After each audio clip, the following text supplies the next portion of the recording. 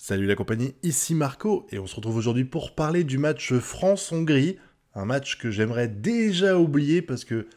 au niveau du score ou de la performance,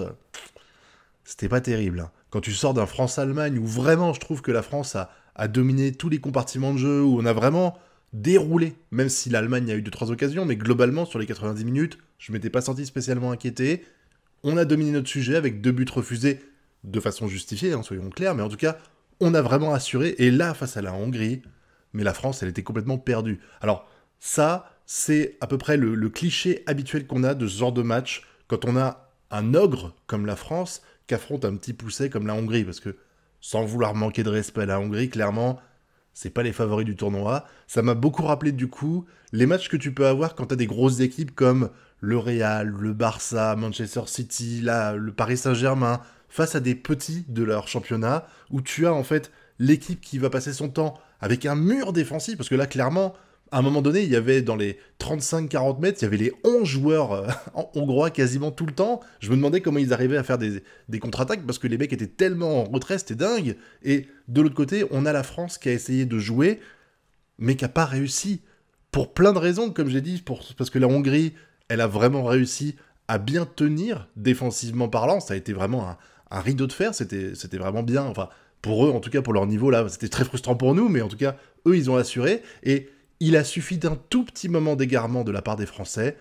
pour se manger un but qui a vraiment tout changé derrière. Et ça, c'est dommage, parce que surtout les 40 premières minutes, les 45 premières minutes, on a dominé, hein. D'ailleurs, on n'a pas été spécialement inquiété, en dehors de peut-être 2 occasions, 3 grands maximum. Mais ce que je trouve le plus regrettable là-dedans, c'est que même si la Hongrie a vraiment fait c'est pas de l'anti-jeu, mais en fait, elle a cassé le jeu. Clairement, je trouve quand même que la France, avec les qualités techniques des joueurs qui sont présents et les qualités offensives et collectives de l'équipe, elle aurait dû réussir à déjouer cette Hongrie. Alors oui, les conditions ont joué, il faisait plus de 30 degrés, c'était compliqué, on est d'accord, mais bon, je pense que c'est pas leur premier match, et il n'y avait pas que la France qui était dans ce cas-là, il y avait aussi la Hongrie, et je m'étais dit que, vu qu'ils étaient en mode pression en boucle et tout, c'est nous qui allions faire le jeu, donc c'est eux qui allaient être fatigués, et un peu à l'image de ce qui s'est passé pour le Portugal face à la Hongrie, on allait à la fin, dans les dernières minutes, on allait assurer la victoire, et gagner 2-1, 3-1. Finalement, il n'y a rien qui est venu. Et j'ai trouvé cette équipe de France, au fur et à mesure que le match avançait, je l'ai trouvé triste à jouer, avec beaucoup de déchets. À un moment donné, je crois que c'est Kanté, je veux pas dire de bêtises, mais je pense que c'est lui, il a fait 2 ou 3 passes d'affilée dans les pieds de l'adversaire. Et des passes où il n'y a aucun pressing, parce que quand tu rates une passe et que tu as 2 joueurs qui te foncent dessus, que l'angle est fermé et tout, c'est compliqué. Mais genre, il y a vraiment 2 fois ou 3 fois où il est là, tout seul, et il y a un joueur hongrois qui est là et un joueur français à côté, et ben il fait la passe au hongrois. C'est arrivé à plusieurs reprises, et je trouve que ça, c'est des choses qui devraient pas arriver quand t'as ce niveau-là. Quand tu joues en équipe de France, que t'es favori d'une compétition internationale, tu peux pas te permettre ce genre de déchets, surtout que il fallait vraiment mettre la pression sur l'équipe adverse, et là, en fait, t'as donné plein d'occasions de contre aux adversaires. Et puis c'est pareil, les flops que j'ai vus pour l'équipe de France, ce sont les mêmes que dans le match précédent. Alors, est-ce que c'est moi qui m'acharne sur eux, ou est-ce que c'est vraiment eux qui sont des maillons faibles de l'équipe de France? Possible, mais Rabiot, j'ai découvert qu'il était dans le match à partir du moment où il a été remplacé. C'est ouf.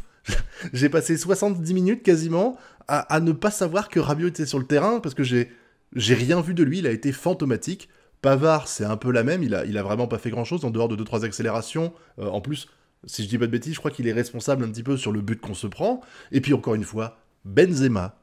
qui pour moi, même s'il y a eu 2-3 trucs bien, encore une fois, quand je dis que c'est un flop, ça veut pas dire que le mec a passé 90 minutes à se branler contre un poteau, mais quand tu vois la ferveur des supporters, quand on a annoncé que Benzema revenait en équipe de France, quand tu vois toute la hargne qu'il y a eu pendant ces dernières années pour te dire que Benzema ne mérite pas d'être exclu de l'équipe de France et tout, et quand tu vois ce qu'il apporte à l'équipe de France depuis 4 matchs, surtout depuis les 2 derniers, je vais surtout parler de ces deux-là,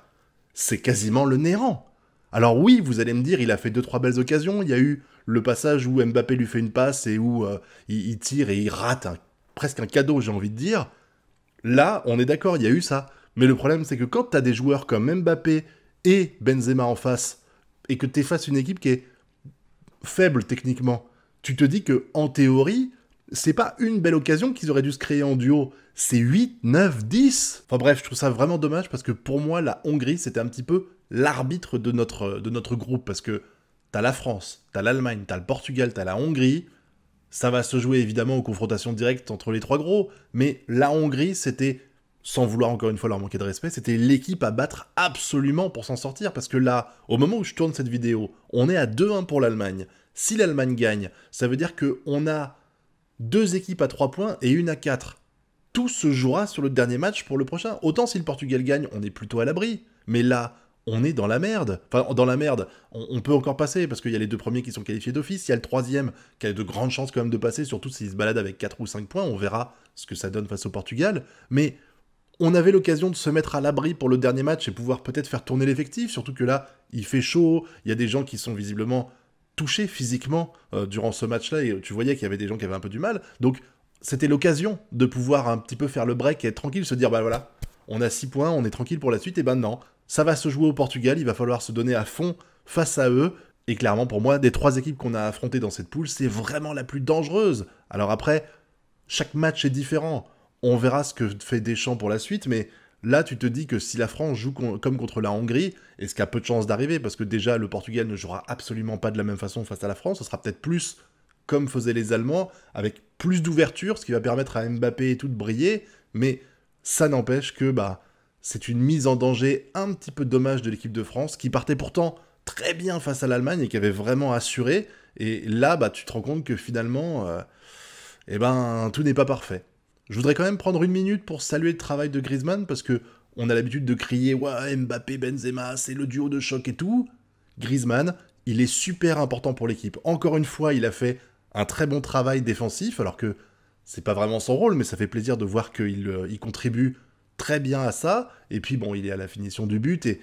il a fait des bons appels, il a fait des bons trucs malgré tout, même si, comme je l'ai dit, l'équipe, globalement, elle a galéré face à la Hongrie, qui a essayé plus de déjouer que de jouer, et ça n'empêche que lui, il a plutôt assuré, et globalement, l'équipe de France, même si elle n'a pas été super bonne, et que c'est vrai que je suis très critique dans ce que je dis là, ça n'empêche que il y a quand même eu des bonnes choses, il y a quand même eu des bons échanges, on voit que Mbappé-Benzema, ça commence un petit peu à fonctionner, alors j'ai envie de dire, il serait temps, parce que on est en train de parler de Benzema, quoi, c'est pas Joel Rigolo qui est sur le terrain, c'est quand même un des joueurs phares du Real Madrid, et un joueur qui connaît bien le haut niveau, et les exigences que ça amène, donc c'est normal qu'ils arrivent à bien jouer, mais ça fait quand même plaisir de le voir sur le terrain, même s'il y a eu encore pas mal de déchets, comme je l'ai dit, mais bon, ça, on verra pour la suite, en espérant, en croisant les doigts pour que le Portugal retourne la situation et qu'il soit qualifié pour le match contre l'équipe de France. Comme ça, on sera moins en danger, parce que si tu as la Portugal à 6 points, la France à 4, et puis l'Allemagne à 0, et la Hongrie à 1, on est plutôt tranquille pour la 2e place. Ce serait une bonne chose et ce sera un vrai soulagement, mais bon, ça, on verra ça tout à l'heure. En tout cas, merci d'avoir suivi la vidéo, je vous dis à très bientôt pour les prochaines, et d'ici là, je vous souhaite de bien kiffer. Tchuss!